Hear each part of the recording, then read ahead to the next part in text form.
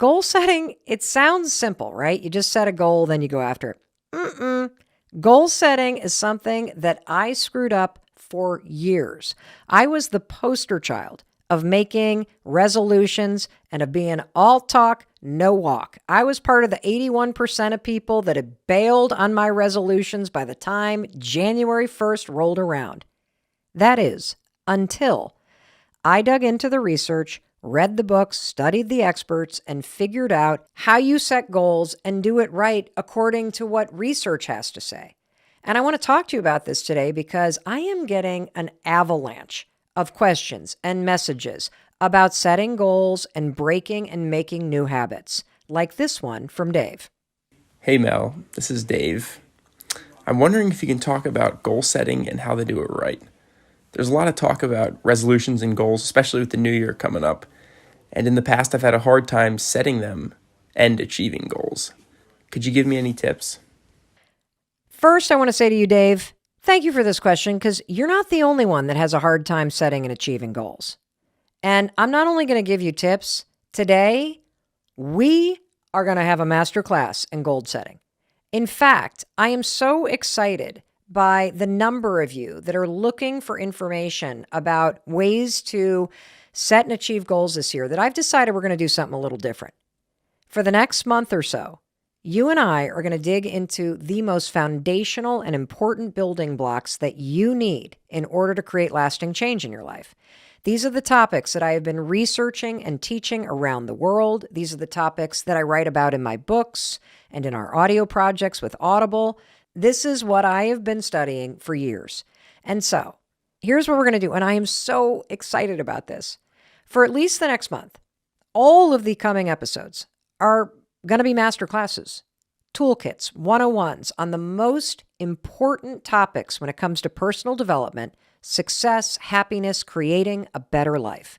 Today, we're going to dive into goal setting, but then we're going to jump right into habits, mindset, anxiety, relationships, mental health, healing your nervous system and trauma, confidence, boundaries, happiness, meaning, and purpose. Why? Well, because these are the foundational pillars to create a better life. And when you understand these topics and the latest research, most importantly, you have simple tools that you can apply immediately to your own life. That's a game changer. And so that's what we're going to be doing in every single episode. Why? Well, change is always going to be hard. Always. I'm not going to lie to you about that. But neuroscience, academic research, and other people's personal experiences can provide unbelievable insights into how, when, and why behavior change efforts on your part can succeed or fail. And I want you to have all of this and be able to use it to your advantage. I already mentioned that 81% of people give up on their goals. Well, guess what? That's not going to be you, because you, my friend, are going to have the science, the tools, the strategies, the shortcuts to not only making change happen, but making it stick. And so this awesome series that we are programming and bringing to life for you is going to begin today with the topic of goal setting. Because one of the things that I know based on the research is that no change will last in your life if it's not personally connected to you. And no goal will be achieved if you don't have a connection to why you want to achieve it. And so I figured if we're going to do a big series that's going to give you the foundational aspect and most recent research around changing your life, we better start with an episode where you identify personal, relevant, and achievable goals that you're excited about. That way, every single other episode that you hear in this series for the next month or so, it's going to help you achieve something that really matters to you. And the fact is, goals matter. According to the research, and you probably have experienced this when you have been working on goals, goals matter because number one, they make you happier. Number two, they suppress negative emotions. And in fact, based on some groundbreaking research out of the University of Wisconsin, having goals that you're working on can even suppress feelings of fear and depression. I mean, that's pretty cool. Third, goals give you a sense of purpose, meaning, and being up to something. In fact, I just had a conversation with our daughter, Sawyer, who was saying that she's kind of in a rut. She's like, I just feel like my life is the same old, like every day is the same damn day. And it's only gotten worse because she works remote, and she's worked remote for over a year and a half since she first interned for the company she works for as a senior in college. She's almost never gone into the office. No holiday parties, no nothing in person. Every day she sits at her desk at home and works virtually. She hangs out with her roommates who she loves, but it's like the same thing in and out. You want to know what's going to fix this? Goals. Because when you have goals, it interrupts the day-to-day doldrum. It gives you something to look forward to. It makes you feel like something cool is happening. And that leads me to the fourth benefit. Life is harder when you have no goals. Based on the research, having goals makes your life feel easier. And I think even just that little story I just told you about my daughter feeling like she's in a rut, you can see that when you're in a rut, life is hard. When you feel stuck, when things are monotonous, it's hard. When you got something that excites you, something that you're working toward, that's pretty awesome. And that's why you and me, we are going to start with your goals because they matter. And what also matters is how you set them. Because if you don't set goals the right way, based on science, you fail before you even start. And that was Mel Robbins for years. So think of this episode as a comprehensive toolkit that will help you make goals that are going to keep you inspired, that you can achieve, that are going to make you feel excited about the year ahead and what you're up to. And I have one promise to share with you. You're not only going to learn a lot today, by the time this episode is done, you're going to have identified between 1 and 3 goals. And you're going to do it with me, side by side, as I identify 1 to 3 goals for myself. And we are also going to apply the latest research every single step of the way. And I want to share that up front because I expect your goals to change from the beginning of this episode until the very end, because you are going to be applying the research all the way through this episode.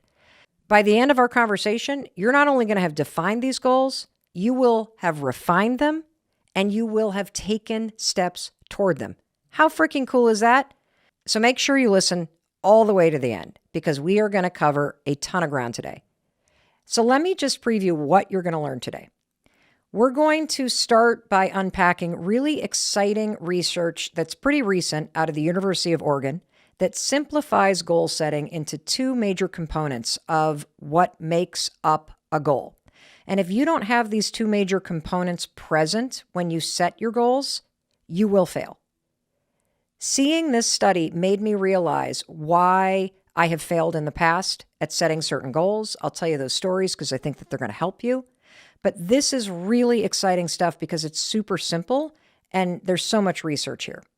Second, as you begin to identify the goals using these 2 components that we're going to unpack, I'm going to walk you through the 5 mistakes that everybody makes that prevent you from achieving your goals. And you're not going to make these mistakes because now that you got your goals identified based on the University of Oregon research, we're going to make sure we refine those goals using the 5 mistakes so that you can avoid the pitfalls that I know I've fallen into. And step by step by step, we are going to support you. I'm so excited for this episode, honestly, because I'm going to do this with you. And you're also going to learn about a widely reported study regarding whether or not you should talk about your goals. This is a study that people cite all over the place that has been debunked. And I will tell you the new research related to whether or not you should ever talk about your goals. Okay? Cool. You ready? I got to take a breath because there's a lot we're going to do. Whew. I'm really, really excited about this. I love goals. And I also love this recent research that I found from Dr. Elliot Berkman at the University of Oregon. Now, Dr. Berkman is the co-director of the Center for Translational Neuroscience, and he studies the motivational and cognitive factors that contribute to success or failure at achieving goals. I mean, he's figured this out for both of us. How cool is this? And when you hear this research, this is kind of one of those studies where you're like, well, that makes a hell of a lot of sense. Why did nobody tell me this? So first, let's start with his definition of a goal, okay? Dr. Berkman's definition of a goal is this. A goal is any desired outcome that wouldn't otherwise happen without you doing something. Let me unpack this. This is kind of illuminating, okay? So, a goal is any desired outcome that wouldn't otherwise happen without you doing something. So, I'll give you an example of a goal.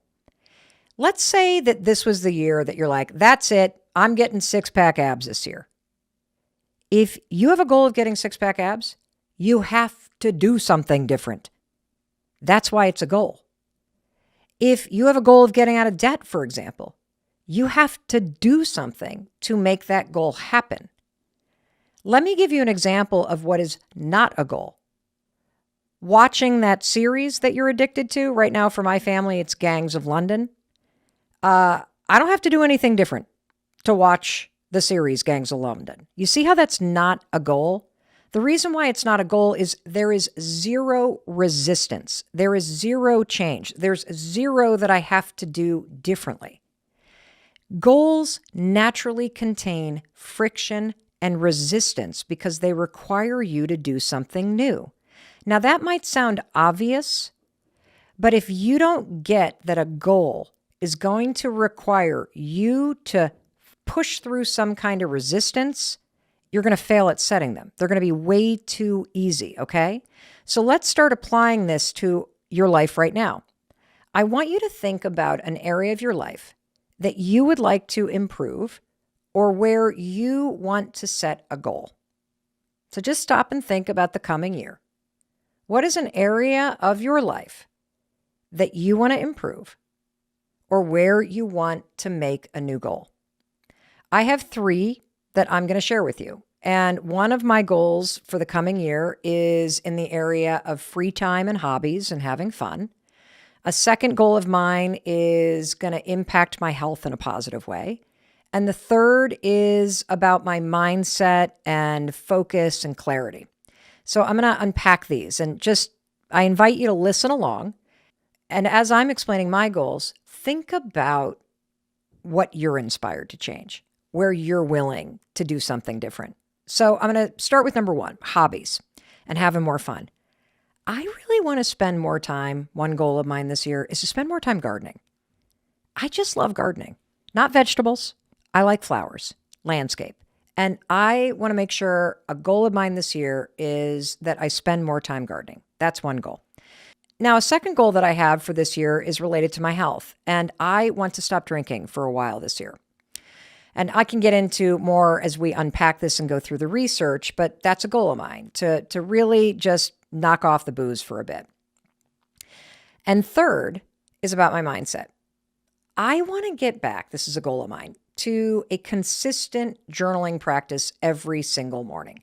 There are things that I do every single morning that have zero resistance. I don't even have to think about it. I roll out of bed when the alarm rings, no resistance. I high-five the mirror every morning and set an intention. I have no resistance.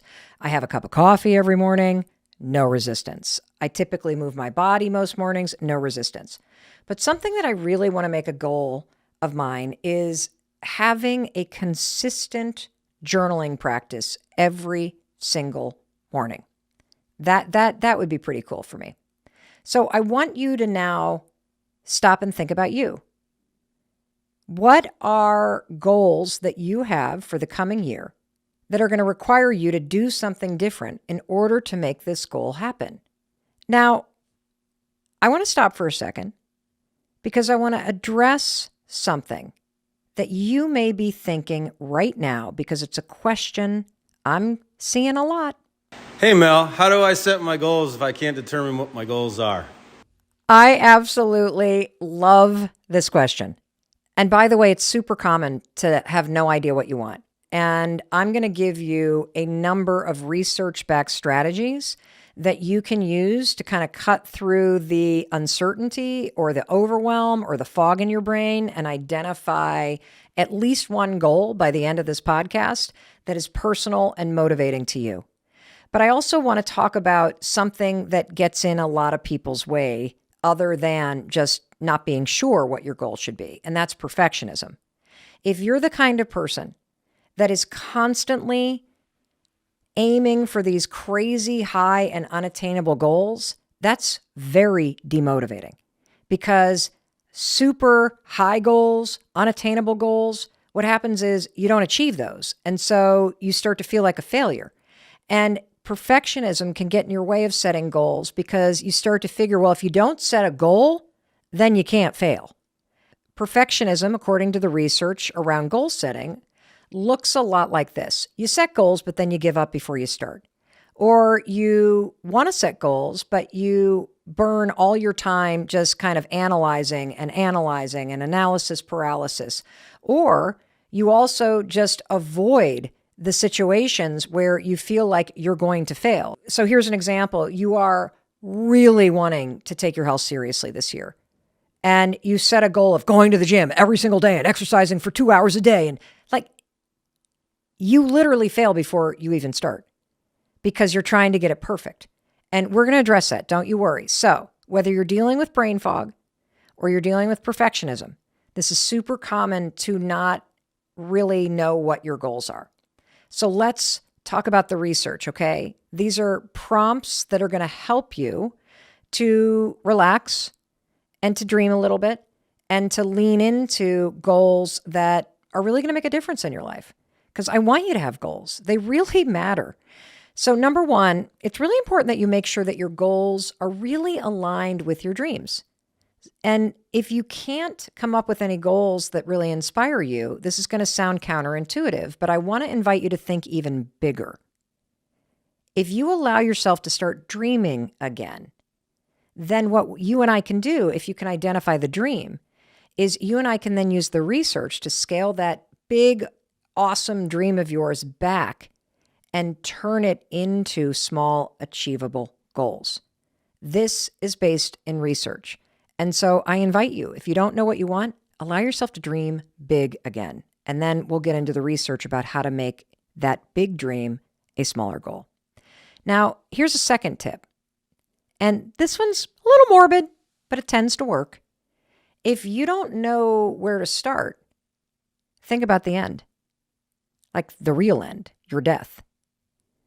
When you think about the fact that at some point, this amazing thing called life comes to an end, what do you want to have achieved in your life?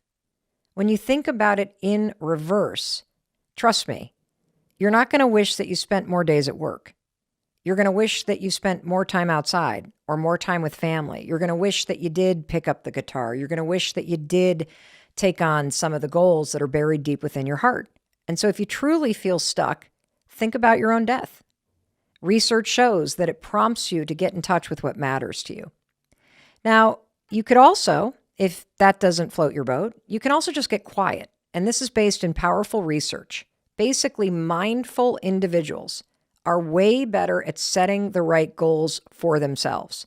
And I personally believe that one of the reasons why is that when you have a mindfulness practice, whether it's a meditation practice or heck, just get out in the woods for a walk.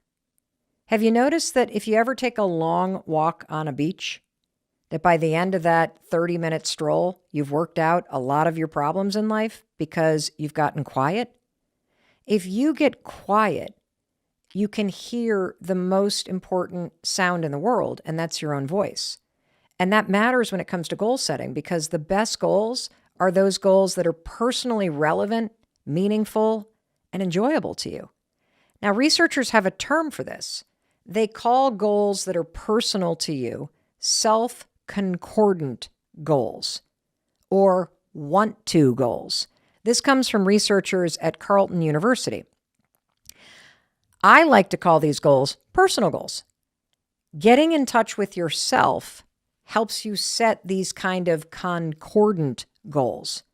They are not goals that you feel pressure to do out of obligation. I think we've all taken on those goals, right? Where you're like, all right, everybody's getting in shape. Oh, everybody's doing Whole30. Oh, everybody's doing this.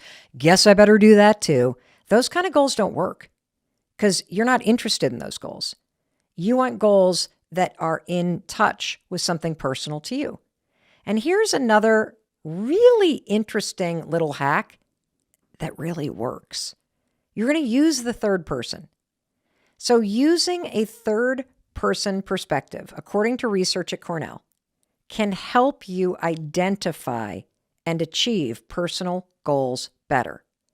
And so now I'm going to turn it back to you again. And I want you to use the third person research from Cornell. I'm going to use it first. And then I do want you to say your goals out loud, okay? I've already shared my goals, but let's make these Cornell University style goals, okay? And let's do the third person. Mel would really love to spend more time gardening this year. It feels kind of funny when you say that. It's almost like it's happening. Now you say it. What would you love to do? Say it in the third person in your name. Here's another one of mine. Mel has a goal to not drink at the beginning of this year. It sounds like more authoritative. It really, you got to try this. It's so wacky how this works. Mel, you know that Mel? She would love to get up every day and have a rock solid journaling routine. It's weird how that Cornell University works. And now it's your turn. Use the third person. Take a minute, hit pause, and say what you want out loud. Go ahead. It's kind of weird, isn't it, when you use your own name? And look, it's okay if it's super general. Mine are really general. Did you notice that? My goals right now, they're just things I kind of want to do. I want to journal. I want to not drink for a couple months. And I want to spend more time gardening. But by the time this episode is done, you and I are going to refine these general statements, these goals, using research. And so let's dig into this exciting research that I promised to talk about from the University of Oregon. So here's the most important thing about goals. And I love this study because it boils goals down into two things that have to be present. If these two components of a goal are not present, you're not doing shit when it comes to this goal. I have experienced this in my life. You have experienced this, and I can't wait for you to hear this. So the two components to achieving any goal is that there must be what researchers call the will and the way.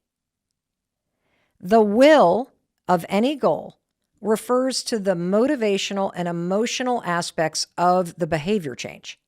In other words, the why. The will is the why of behavior change. So let me ask you a couple questions that researchers kind of unpacked in this study that are going to help you really clarify the why when it comes to the goals that you're thinking about as you and I are talking right now. Why is the behavior change important to you? Why do you want to change? Why now? And I'm going to go through these and I'm going to use one of my goals, gardening. Why is the behavior change important to you? Well, it's important to me, this goal of spending more time this year gardening, because I love gardening. And I've talked a lot on this podcast about how I am addicted to being busy and it causes a lot of stress. And when I'm out in the garden, it's super relaxing. It's really creative. I love growing flowers from seed. I love cutting flowers and bringing them in. The second question, why do you want to change? I want to change because I want to be present more in my life. I want to change because I want to get serious about having more fun and being more creative. And this third question, why now? Why now? Why is this a goal now in your life? Well, for me, why now is because I just feel called to do it. I feel like if I'm ever going to break this addiction to being busy and I'm going to find more time to truly enjoy my life, I have to get serious about making that change now. Like, why wait? And so I feel called to do it. So that's the first part. And I want you to ask those questions of yourself for any goal you want to set. Why is the behavior important to you? Why do you want to change? Why now? And if you don't have an answer to those questions, that goal that you're thinking about will not work, because the will to do it, the motivation, the why, it's not going to be there because it's not personal to anything to you. Now let's talk about the second component, okay? The second component in this study from the University of Oregon is the way. And the way refers to the cognitive and informational aspects of the behavior change.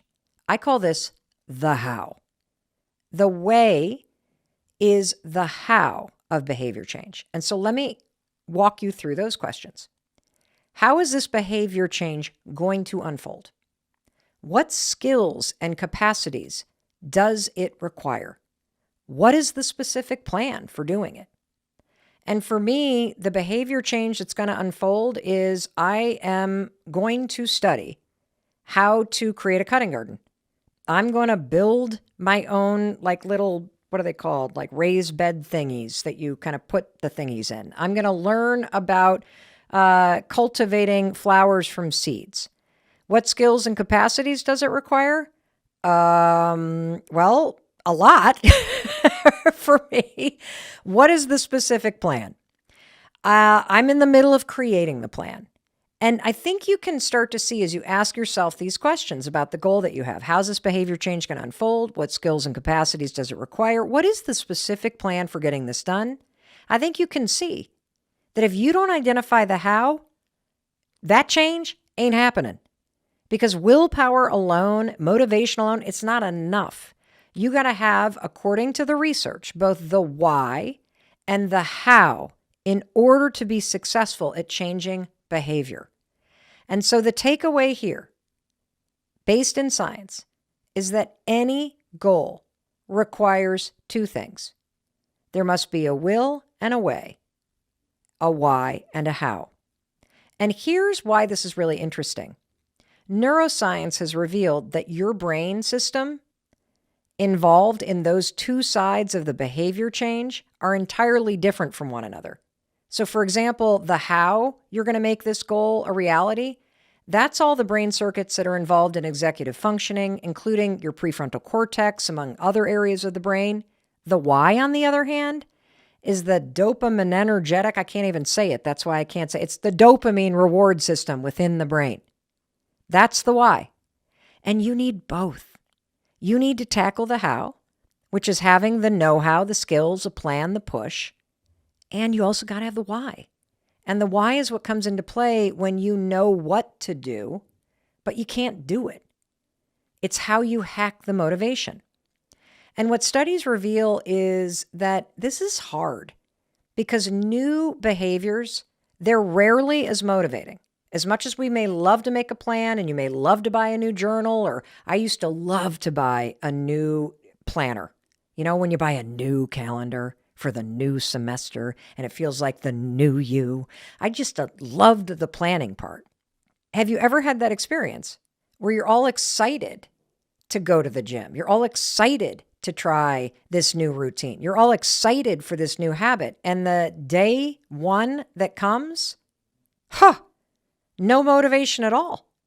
I mean, it makes sense because why would you want to try that new HIIT exercise when you know that watching Netflix, something you do all the time, is way more enjoyable? That's why having both is super important. You cannot just have the why you want to do it with no plan. That doesn't work. And you also can't have a plan and have no reason why you want to get it done. And when you really stop and think about your goals this way, having a why and a how, it's what's going to get you excited. And if you're somebody that continues to make goals, but you constantly give up on them, I'm going to tell you something right now. Those goals are not linked to something that you value, to a core belief. And the second that you make that link and you make these goals personal, holy cow, you will be unstoppable. So, we've covered the two components of goals based on the research at University of Oregon. I've asked you to walk through the questions of the why and the how about the goals that you're starting to set. And I want to say something right now. If you're starting to feel like the things you wrote down in the beginning are not the goals that you want, that's great. You may change things up completely from the beginning of this episode, the middle of the episode, and the end of the episode. That's the point of this. Listening to research is not going to change your life. Applying the research will. So please, as you're gaining insight and as you're taking this, and as you're taking these tools that I'm sharing with you, and you're applying them to the way that you're thinking about your own goals for the next year, please allow yourself to change. Please allow yourself to modify the goals because that is going to help you achieve them. Okay, can I give you some coaching real quick? Can I give you some coaching? Okay, you ready? This is a super cool trick, everybody. You're about to see me change her. Okay, here we go. Tell you what we're gonna do. All right, so 0 to 10, how nervous are you right now? I'm thinking like 11. Okay, great. Can you describe what's happening in your body? I'm warm. I'm getting sweaty. Awesome. Are your pits starting to sweat now? Okay, yeah, she's getting warm under here, everybody. Yeah. I don't know what to do with my hands. Okay, they're perfect. Just like keep moving them like you're dancing. Okay, great. What else is happening as you're an 11? I can't stop smiling. Okay, okay. Terrific. So like the anxiety and the nerves are through the roof. No. No. Yes. Okay, yes. Okay, see, she doesn't even know where she is. All right, great. So let's make it worse. Let's go on stage. Okay. Everybody give her a round of applause. Okay, here we go.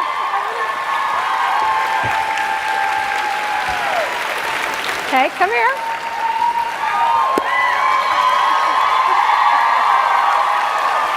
Okay. All right, 0 to 10. How nervous are you? Did it go higher? Yeah, it did. Okay, going higher, everybody. Do you have a neck rash yet? It's getting there. Yeah, I used to get that all the time. Yep. Okay, so I want you to just kind of look out and look at everybody. How many? Yeah.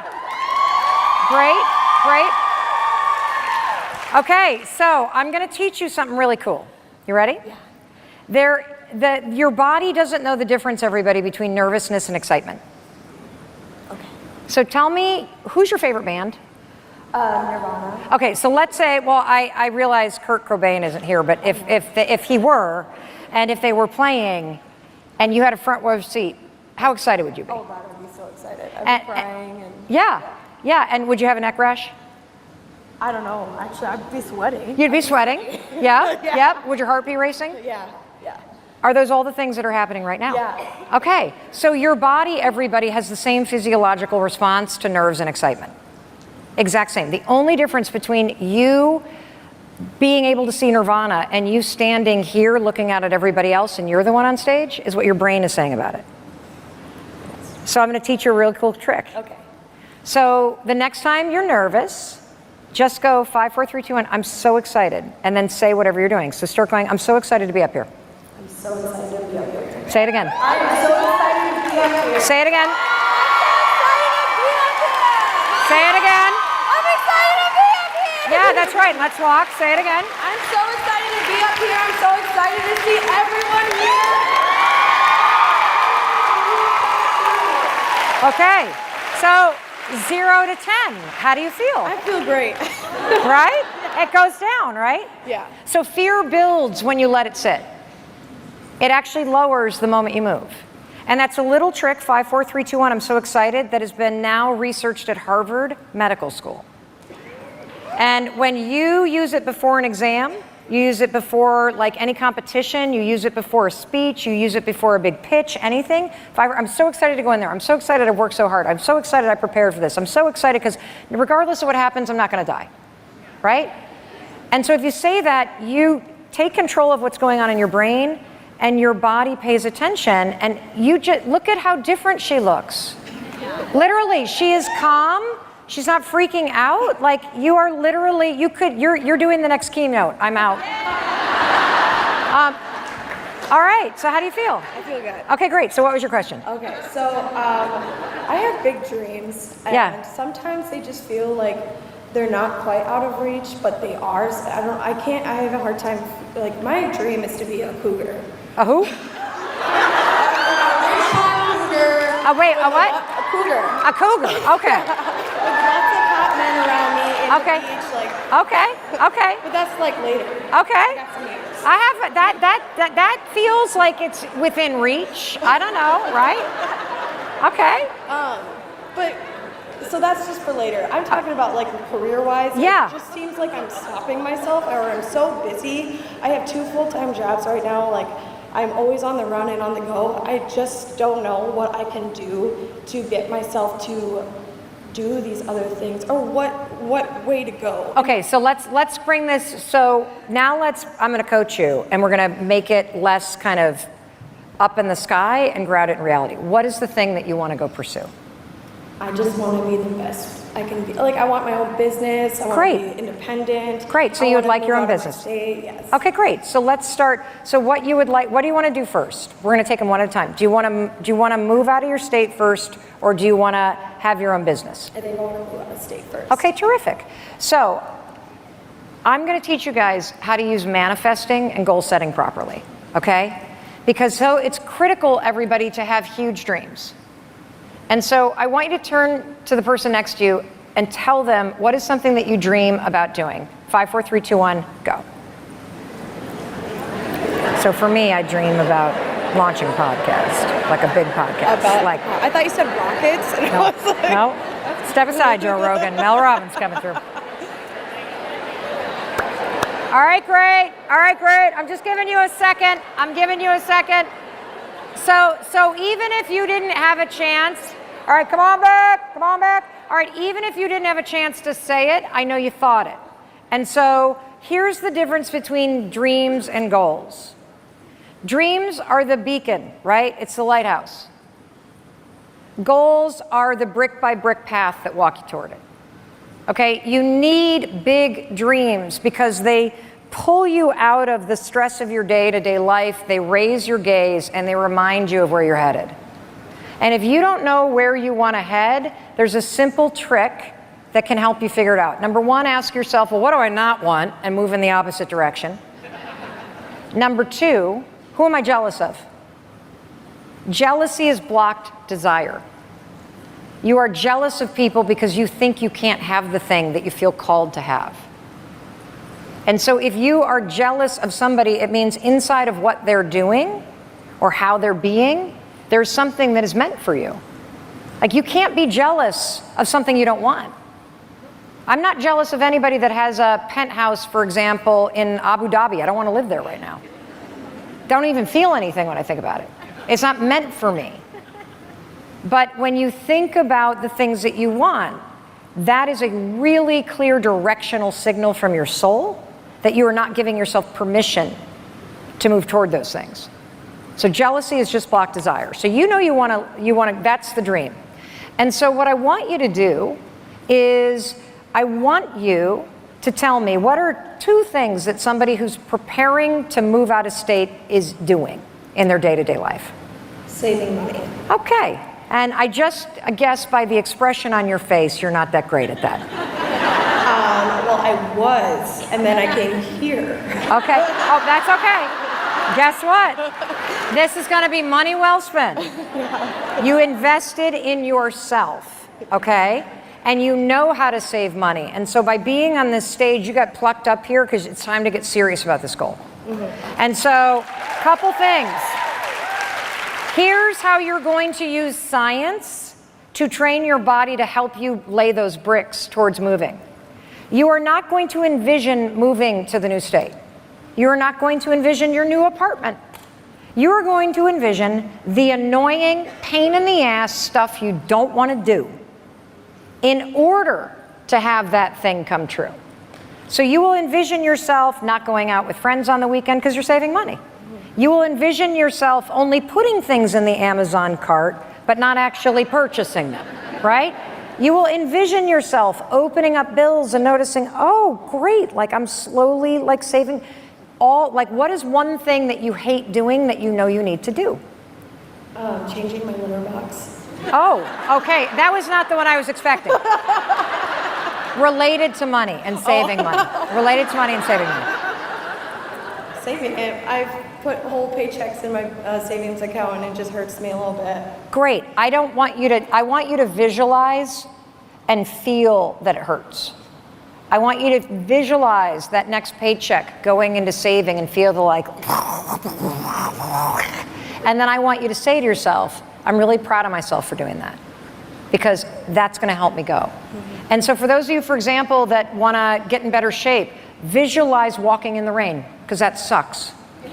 And what happens when you visualize it and you feel it is you're training your body to expect that, which makes it more likely that you will take that paycheck and put it in savings, or you will keep walking as the rain comes because you've already mentally rehearsed this moment in your mind. This is the way that a team of 9 psychologists are training our Olympic athletes in the United States. This has deep research with it. So stop thinking about the state and start thinking about all the annoying little stuff you got to do right now, and you will be there before you know it. You got it? Yes. Good. Oh my gosh. Go do it. Thank you. You're welcome. You're welcome. All right. So I'm back with my husband, Chris. Hi, Mel. Hi, Chris. Thanks for having me. Of course. And I was just sharing with everybody that when I first stumbled upon this high five habit and I started doing it, and then I asked you if you would try it for 5 days. Do you remember that? Definitely. And I said NFW. Well, you did have a very deliberate, I'm not doing that. Yeah, I immediately thought it was the dumbest idea ever. I found it ludicrous, quite honestly. Let's go to the mirror. Let's high five ourselves. And this is going to solve all problems. Well, I'm not saying it's going to solve all problems, but I know based on the research, and I know based on the testimonials of 175,000 people and the testimonials that roll in every single freaking day that are so profound, that when you take on this habit, it has a shocking impact on your brain and how you see yourself and the person in the mirror. And that kicks open a door to an entirely new set of habits and an entirely new possibility. And, you know, we're laughing, but when I kept pushing you, because I'm like, dude, you're my husband. I need you to try this. I want you to take the high five challenge. I want you to do this for 5 days. You shared with me something that I didn't know. And the real reason why you thought this was stupid, when you dug a little deeper, it was really sad. And honestly, it was scary to hear as your spouse. So would you share with everybody sort of the deeper insight as to why you kind of had that reaction? I think at the time I related to the idea of a high five to myself as being encouragement, like looking forward, the idea that you would high five yourself to inspire forward action. And yet I find that the power of that high five in the mirror is less your hand meeting the mirror and more your eyes meeting your eyes. And that's where the struggle was.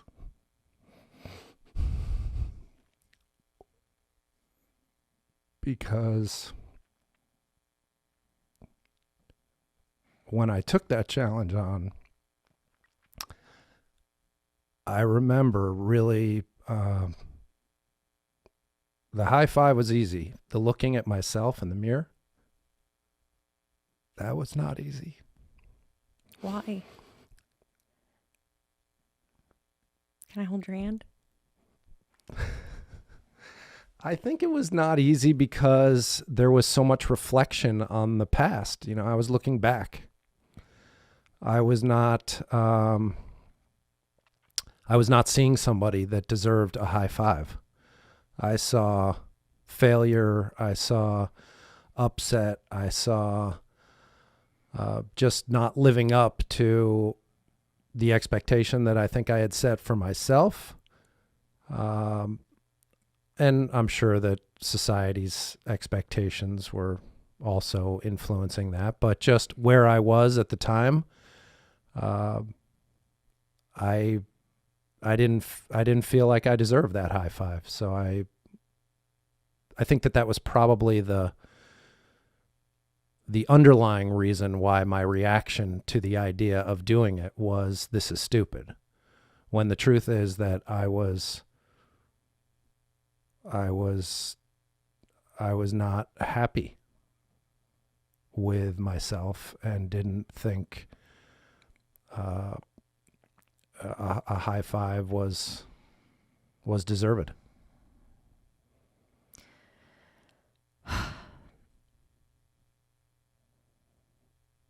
It's really hard to hear how long you felt that way about yourself. Because I stood next to you for years, the sink right next to you. And when I looked at you, like I saw the world's best dad, amazing husband. I saw somebody who was absolutely integral to helping me build my business. I felt grateful for you. I didn't know you thought any of those things. You just kind of put on a smile and carried on. You were so sort of stoic about it. So can you explain, because I think that there's a lot of people, especially men, that really beat the hell out of themselves when their career doesn't go how they thought it was going to go, or they get laid off, or, you know, you become an entrepreneur, and entrepreneurship looks fucking glamorous. It's a bitch, especially in the restaurant business. And you had been an entrepreneur. So can you just share just a little bit of context for people so they understand like how long you would look in the mirror and see somebody that failed and why you felt that way? Oh, it had to have been 15 years anyway. 15 years? Oh yeah, no, I don't think it was just the unraveling of the restaurant business that was the beginning of that. I think that I'm not sure exactly when, but as you and I know, like looking back on my very colorful career, I am grateful today for all of the things that I did, but having moved through so many different roles and responsibilities and industries and companies and job changes, and I just never ever related to myself like I was succeeding in a professional sense. And I, of course, concluded that therein lies the source of my failure, because my job here is to be the provider, the proverbial provider, and to go, quote, make it happen. And so the discomfort with myself and my progress professionally was absolutely what I think dragged me down. And yeah, being an entrepreneur can seem glamorous. I would say that at the time when this whole thing and the High Five Challenge or the book came out, you and I we were in the throes of it. I mean, talk about just getting up and putting on your boots and just diving into the fire every day. There wasn't, at least just didn't seem like there was a moment to actually stop and acknowledge the good. And quite frankly, you weren't acknowledging me like that. You might have seen me as a good husband or father or, business partner, but those words weren't being shared between us. And so naturally, I didn't get that reinforcement verbally from you. But I also think that the being in the thick of it and running as fast and as hard as we were didn't, the idea of stopping and looking in the mirror and seeing myself truly for who I am and the good that I have done and acknowledging all the failures as being a source of powerful learning and all that stuff. Fuck that. Like I wasn't, and that's why I say, I think the hardest part was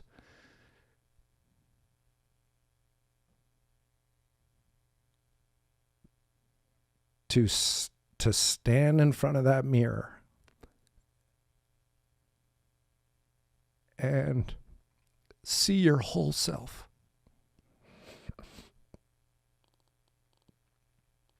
And for guys, I think that is, for many, borderline feels impossible.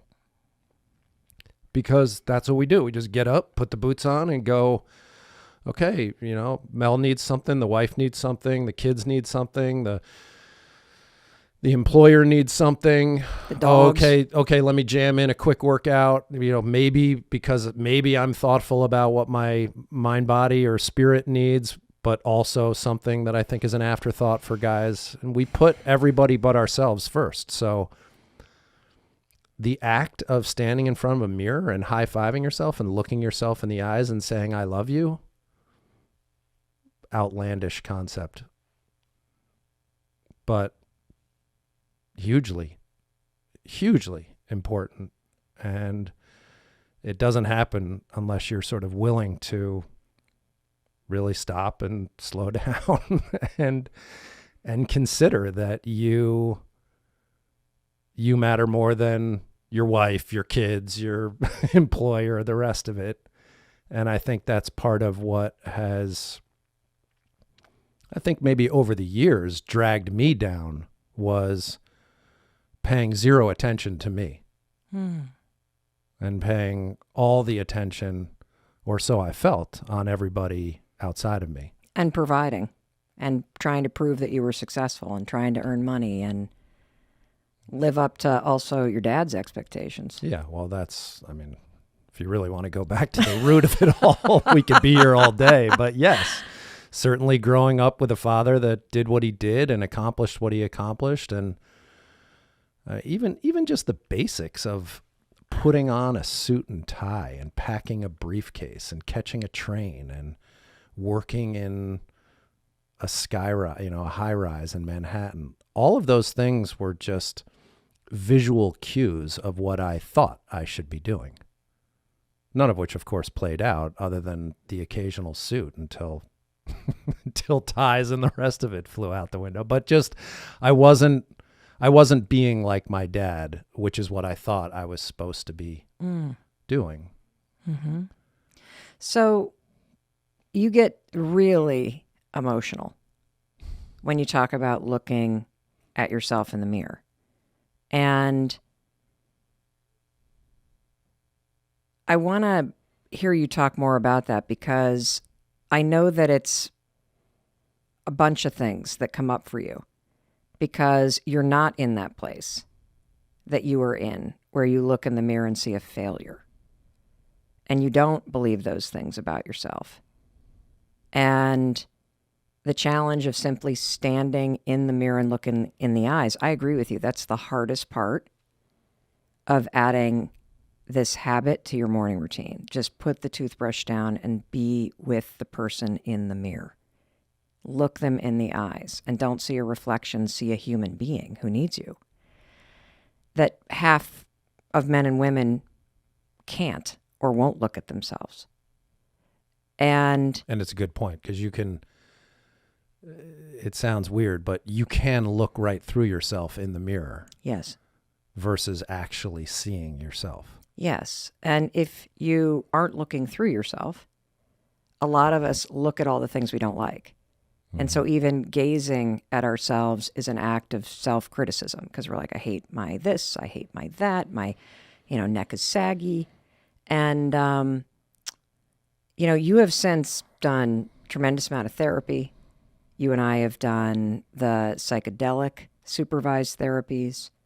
You are in the middle of getting your master's in spiritual transpersonal psychology. You are getting your training to be a death doula and to sit with people at the end of their life. And you have also started a men's retreat called Soul Degree. And you've been leading retreats with men for 4 years, Chris. And there's a lot of emotion that comes up for you. 6 years, sorry. 6 years. Terrible wife. Can I get a high five? Cheer me on even though. Thank you. Don't let go of my hand. I want to hold your hand. You have been in the presence of so many men. And you've even had Oakley reach out to you and had you counsel some of his friends through anxiety and through issues. And I know there's a lot of emotion there. So, can you just speak to the men and the boys that may be listening, or to the people in their lives that love them, about what you've witnessed, about, the kind of coaching that you lead, the meditation circles that you lead, not like from what you want people to know about the importance of being able to look yourself in the mirror and learn how to take actions to truly support and love yourself, and that this is a very foreign concept for boys and men. Yeah, I think that I often talk about Soul Degree as being a space that I hold for men that allows them to slow down, when the truth of the matter is it's in the slowdown that all of those beautiful things can take place. And I think that the reason why there's a lot of emotion there for me, particularly with guys, is that, and I speak to all the partners and the spouses, the people that have sons and fathers and male counterparts, is that Brothers. Yes, it is the responsibility of the individual to be able to look in the mirror and see the whole person, foibles and all. But why there is a lot of emotion is because, in my experience in sitting with men, very rarely do men feel truly seen and heard. And that's not On an emotional level. So let's go back to the mirror and what you experienced when, for 5 days in a row, you made it a habit to stop at a time in your life where you still were beating the shit out of yourself and look yourself in the eyes and either say, I love you, which I know is one of your practices, to look yourself in the eyes in the mirror and say, I love you. But, to me, one of the powers of the high five habit is there's a lot of people that won't say, I love you. And so the physical action of giving the person in the mirror a high five demonstrates love. And so what did you experience for yourself personally in terms of the science working, the shift in how you started to see the person in the mirror? Well, transformation doesn't happen without repetition. Mm-hmm. And I think at one point, I don't remember if this is in the book, but the idea that there's so many mirrors out there in the world. I mean, you come across a mirror a dozen times a day, potentially. Yeah. And I tried that during the challenge. It wasn't just brush teeth in the morning one time. It was whenever I saw a mirror. And I think that's critically important, because this high five thing, this idea, it's not, I know you call it the high five habit, but it's one of those things that it almost feels elusive in terms of becoming habitual. And that's because next week or next year, some shit might go down, right, and you might do something, or something happens where you really feel immediately lousy about yourself. And so even though there may be some habit of you getting up saying, I love you, or high-fiving yourself, your life circumstance is going to get in the way. Right. Frequently. Correct. Just like with exercise or drinking your water or getting a good night's sleep. But when you come back to that moment, because for me personally, it's a moment of joining in with myself. It's a moment of partnership with myself. And you used to coach almost all the, teams that our kids played on when they were little, when they're really little. And as a coach, like if you think about when you high five a kid, it's either to congratulate them for something that they did, or It's to help them shake something off and know that there's somebody that believes in them and to get back out there into the game. And for me, whether it's the high five I give myself in the morning after I brush my teeth and the moment I take to look at myself in the mirror, or like you said, I don't always high five myself throughout the day when I see a mirror, but I'll tell you something. I look at myself differently. And I know you do too. And so the importance of this, because it is something that most of us don't do. I think we casually slip into the subconscious where we're beating ourselves up and we're on autopilot. And every time you pass a mirror, you have a chance to look yourself in the eyes and see a person that is worthy of celebrating, of cheering for, of believing in, simply because you're here. That to me is the power of this. What is the power of it for you?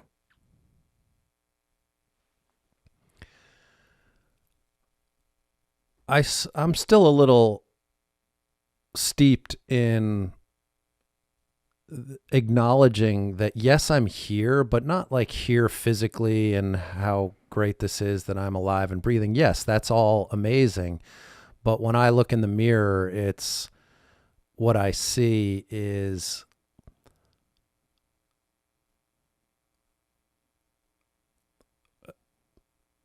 I guess I can see the age and the wisdom and the learning more. That I'm more grateful for that, for having been through what I've been through. And so the looking in the mirror and the acknowledging of myself, it's rarely like, okay, you got this, all right, your next meeting or your next whatever. Maybe it should be. Maybe, but like I said, I look forward less than I do look back. Great. And today in the look back, there's more gratitude and appreciation and a willingness to high five those elements of me, which for so many years I hated. When you look in the mirror, can you describe the person you see today?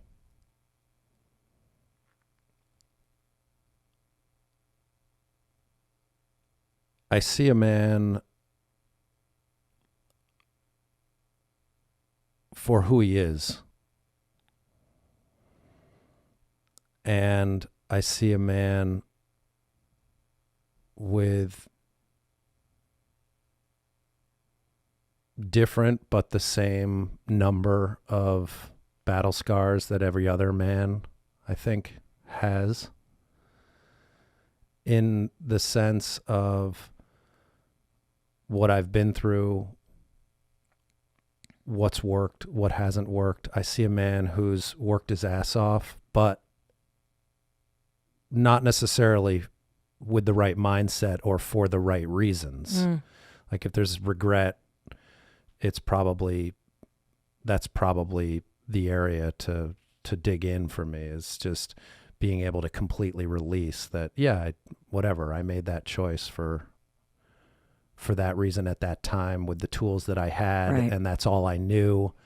And so I see today, looking in the mirror, somebody that is accepting of those decisions and choices that I made, and even acknowledging the pain and the struggle that I was also blind to. I mean, the idea of sort of coming to terms with having battled depression, I think I was oblivious to that for many years just didn't even occur to me. That might have been part of the resistance too, if you're battling depression, a high five in the mirror definitely feels like the last thing in the world you would ever pursue. But it's something that you should. Oh, without a doubt. I see a man I love. I see a man I'm proud of. I see a great father. And I see a great partner to you. Mm-hmm. And I see a man who has accomplished a lot in a short period of time.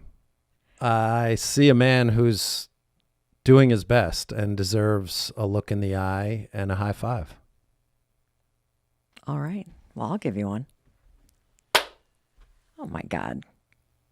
I think one last thing I want to say to the men out there, any man who feels a sense of failure or that they haven't lived up to their own expectations or those outside of them, any man who's been battling with or has battled with addiction or depression or any of these things that drag us down, I strongly encourage you to start with you and to begin with forgiveness. Not always so easy, but without a doubt, I know from my experience, not just me personally, but being in the company of lots of men, that we are all working our ass off to do the right thing. And while we don't always believe that the results live up, it's in the forgiveness and the starting with yourself and the self-acknowledgement. And I want to go back to what you said in the very beginning, because I know that we're going to get a ton of questions, Chris. Well, how? How do I begin that? One step that you could take today is trying this habit of even just looking yourself in the mirror. I'm shocked that I'm even saying this, given my initial reaction to the high five habit. But I agree. Start right there. Start in the mirror. Because if you change the story you're telling yourself about the person you see in the mirror, if you change the actions that you take in how you treat the human being in the mirror, if you change what you're thinking when you look in the eyes of the person in the mirror, that is the beginning of forgiving yourself. Like, you will never forgive yourself if you refuse to look yourself in the eyes with compassion and with forgiveness and with understanding. And one of the reasons why I'm going to keep hammering this, everybody, raise your hand and high five the mirror. Because if you're at a place where you are beating the shit out of yourself and you can't stand yourself for whatever reason, whatever you did, we've all done something, you don't have to change your thoughts. The neurobics and the science of simply making the physical gesture of the high five, Chris, and all of the lifetime of positive programming associated with it, it has a chemical, a neurological, a psychological benefit immediately that is grounded in science. And so the physical act does the work for you, and it starts to plow new neural pathways, and it releases dopamine, all of which will help you do the other work that you need to do to walk down the road of forgiving yourself. But if you got to start by simply looking at yourself in the eyes and seeing somebody who is worthy of forgiving, because you are. Yeah, I can't stress that enough. You could forgive yourself all day long walking down the sidewalk, but that's a futile exercise. The mirror is where it happens, and seeing yourself. You and I are unpacking this metaphor that Victoria Monet shared at the Grammys as she was accepting the award for Best New Artist after working in Hollywood for 15 years as a songwriter for other people. And she shared that she likes to, quote, liken herself as a plant that has been planted.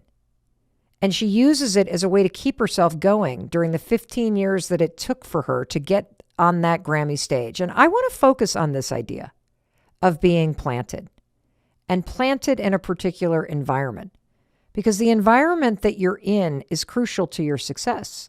I mean, it makes sense, right? A tulip can't grow in cement, and you can't grow in cement either. And there was something else that Victoria Monet said when she was at the Grammys that helps us go a layer deeper. She said, quote, "I like to liken myself to a plant who is planted. And you can look at the music industry as soil. It can be looked at as dirty, or it can be looked at as a source of nutrients and water. And my roots have been growing underneath ground unseen for so long." That last part of what she said, my roots have been growing underneath ground unseen for so long. It's such a relatable feeling, isn't it? And what I want to focus on is what she said in the middle, that she was planted in the music industry for the past 15 years. And the music industry can be looked at as soil. And you can look at that soil as either dirty, getting in your way, and not fair, and all the stuff that you and I tell ourselves as we start to feel discouraged that it's not happening fast enough. Or you can look at the soil, the place that you've been planted in, as the source of nutrients and water, something that is nourishing you toward your best self. And the fact is, she's right. The environment that you're in is critical to your growth, which begs the question, are you even planted somewhere? When you think about this big Grammy moment, the thing that you really want to work toward, are you even planted? Or are you busy looking at other people's gardens? If you haven't started on your goal, then you aren't even planted yet. You're a pack of seeds sitting in the display rack at Home Depot, just waiting for somebody to buy it, nestle it into the ground, get things going. And that's probably where you are, because the hardest part of growing is starting. You have to put the seed in the soil so that it actually can have a chance to grow. And so answer this question honestly for yourself. Am I even planted? Or am I just looking at other people's gardens? Am I looking at social media and TikTok and Instagram and all these influencers? Because that's exactly what it means to look at someone else's garden. You're not going to grow by doing that. You're going to actually feel stagnant. You're going to feel lost. You're going to feel discouraged. At some point, you got to wake the hell up and you got to plant yourself. And if you have a seed of an idea, you've got everything inside of you to bloom into something extraordinary over time. Have you even started drafting out a table of contents for that book you've always dreamt of writing? Have you had the conversation with your boss about moving from HR to marketing? Have you started looking for therapists? Like truly looking, calling, checking insurance? Have you had that conversation with your partner about what's been triggering you and why you're so annoyed all the time? Or are you waiting for them to do it? Like, you can either be thinking about something, sitting around waiting for someone else to spot you and sign you to a label, instead of creating and publishing your own music. I want to tell you something. No one is coming.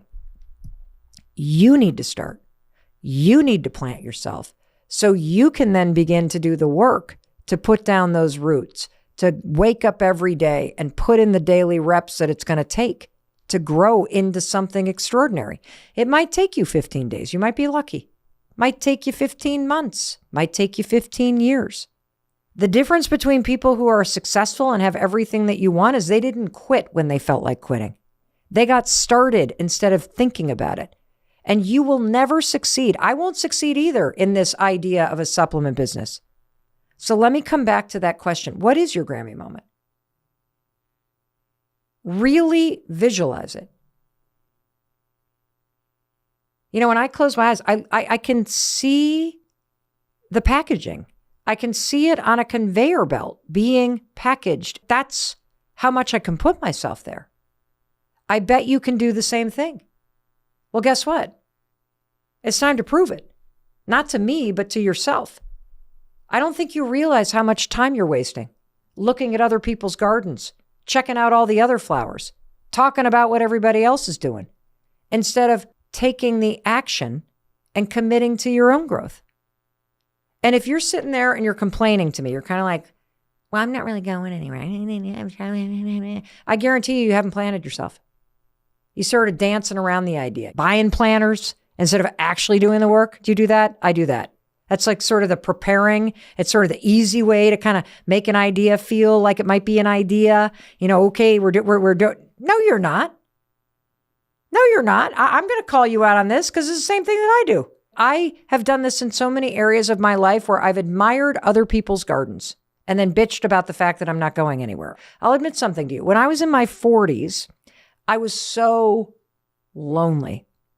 I mean, I had no social life. It's as if the bottom dropped out. And do you want to know what I did about it? Nothing. Absolutely nothing. I knew what I wanted. I could visualize it. But I didn't do anything about it. I spent a lot of time looking at what other people were doing and then comparing myself to them or complaining to myself about it. When's it going to be my turn? Where did all my friends go? Why does nobody invite me anywhere?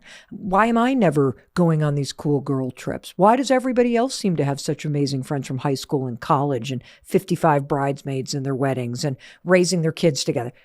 I mean, this went on for years. Why? Because I was staring at other people's gardens. And then using that to keep myself from doing anything. And for me, that big idea, that Grammy moment, if you will, was a life that was filled with friendship. That's what I wanted. That vision was so beautiful. I wanted it to bloom so desperately into its fullest expression. And yet, it just remained a seed. And here's the epiphany. It's not until I was brutally honest with myself. Mel Robbins, sitting here behind this desk, scrolling through social media, it is not going to get you the friendships you want. All this freaking jealousy that you have, looking at what everybody else has sowed in their life, looking at the fruits that it bared, it is not going to get you what you want. Woman, what are you going to do about it? See, this is where you have to really think about the environment of your mindset.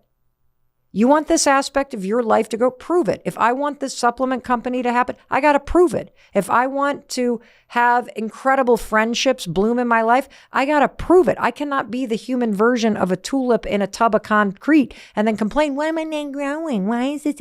You want to know where grass grows? Grass grows where you water it. So if this is you in any area of your life where the grass is dead, no, it's dirt. It is downright dirt. And you're sick of looking at other people's beautiful lawns. Shut your mouth. Get off social media. Don't tell me what you want or what you can't do. You want a green, beautiful, lush lawn? Then you better sow the seeds and then you better take care of it. Not once, but every day. You got to water that new lawn every single day. Well, my neighbor's lawn is really green and you know, their dad put it in for him. And so they got, who gives a shit? Is that going to help your lawn grow? No. You got to get serious about what you want. And then you have to plant yourself. And by planting yourself, I mean, you get to work. Stop talking and start doing. And so I'm going to hit the pause so you can hear a few short words for our amazing sponsors. But don't you dare go anywhere. Welcome back. It's your friend Mel, and we are talking about how you achieve your biggest ambition. And we've been unpacking something that Victoria Monet said when she won the Grammy for the Best New Artist. And winning a Grammy, That is achieving a huge ambition, and you are going to achieve your huge ambitions. So now I want to talk to those of you who have started. You have ripped open that seed packet. You have seeded the lawn. You've been out there standing with the hose, watering everything. You got yourself out of the cement and you put yourself into a beautiful pot. I'm talking to those of you, for example, who've been writing songs for other artists like Victoria Monet. She was doing that just not so long ago. I'm talking to those of you who are halfway through 75 Hard, or you're on your third draft of your manuscript, or maybe you're in your first week of marathon training, or your fifth month of interviewing for a new job, and you have started, and I want to tell you, amazing. Amazing job. Congratulations. Getting started is the hardest part. Do you know how huge this is that you're doing it? That is incredible. And every single day that passes by, those little roots, they are spreading underground. Even though you may not see anything happening, they are spreading. Every day when you wake up and you take a step forward, you're learning something. You're getting a little stronger. You're gaining skills. You're starting to get a little bit confident. It's really working, even though you're sitting there going, well, I don't have a job yet. When am I going to start making real money?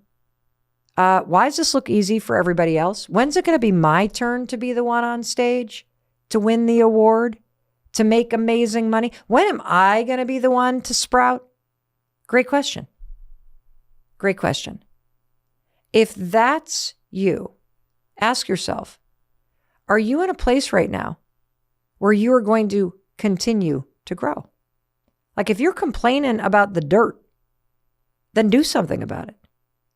But you got to ask yourself for real, are you actually getting the nourishment that you need? Are you getting the support from yourself and the people around you? If not, it is time to pick up your roots and move yourself from that little pot where you become root bound and plant yourself somewhere else, somewhere where you have a little bit more room to grow, a little bit more positivity and sunshine, where the soil is maybe a little richer, a little more nourishing. Maybe it's full of other plants that are kind of like you.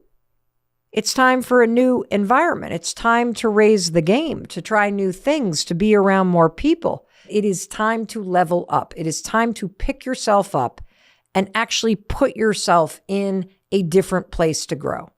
So here's the example. For the past 5 years, my husband, Christopher, he has really been wanting to write a book. And if you're new to the podcast, my husband, Chris, leads men's retreats.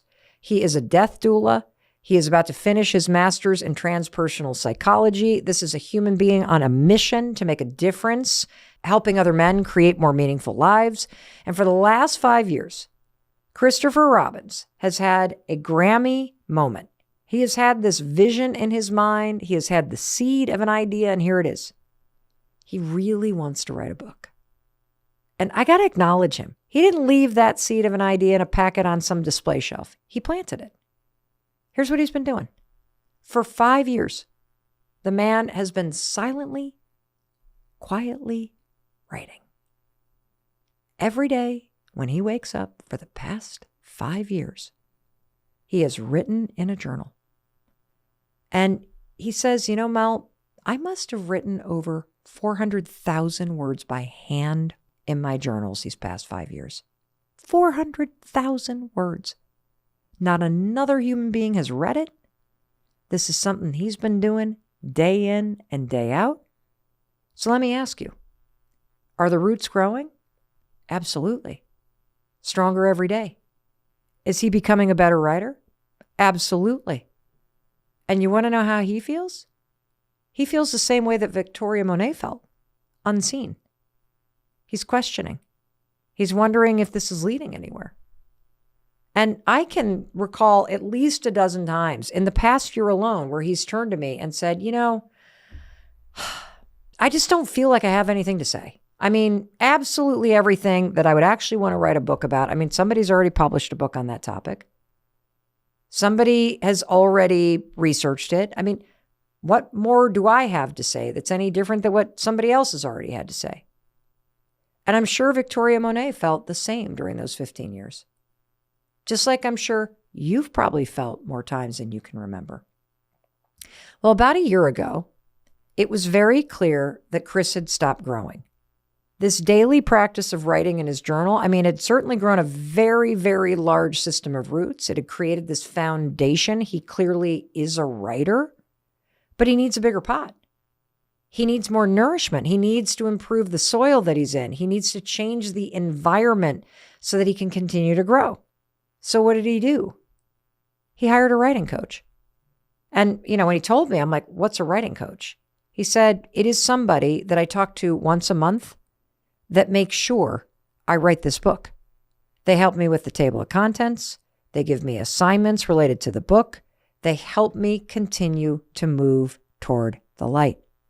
Just like a plant turns toward the sun, Chris took the actions that helped him turn toward this idea of writing a book. Now, this coach certainly helps water and nourish and grow Chris into becoming a writer. And honestly, you need to do the exact same thing. If you're already chipping away at this and you're feeling stagnant, and you know what that feeling feels like, you have to get into a different or bigger or deeper or wider environment. And for me, an example of this was joining a mastermind group with other people that are in the same business, authors and podcasters, and surrounding yourself with people that are pursuing what you want is one of the best ways that you can continue to grow. And see, I think you make a mistake. You make a mistake that I made, which is you think you're in competition with people who have already had the Grammy moment. Those people that have had a Grammy moment, those are not people that you're in competition with. Those people should be your best friends because they know what you're going through. And you think that, oh my gosh, if I'm around other people that want the same things that I want, then those people are going to cast shadows and I'm not going to be able to grow around. Baloney. Are you kidding me? Being around other people that want similar things is a way that you can invest in your own growth. Go find them. That's where you want to be. And if you're sitting there and you're still like getting all antsy and annoyed with me and you're like, I have been doing that. Nothing's happening. I'm going to ask you something. Are you actually hitting it every single day? 100%. If you've been at this for a while, I'm willing to bet you're probably on a little bit of an autopilot. You're probably just cruising along because you're convincing it's not going to happen for me. You're kind of resigned. The message for you is very clear.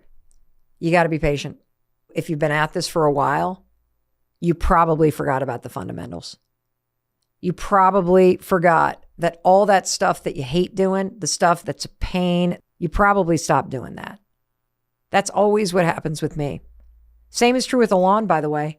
Your grass could be absolutely gorgeous and green at the beginning of the summer. What happens if you stop doing one of the fundamental things like watering it? In the sun, it basically burns and dries up and dies. And if you stop doing the fundamentals because you get discouraged or you're tired or you're just sick of it, that's going to happen to you.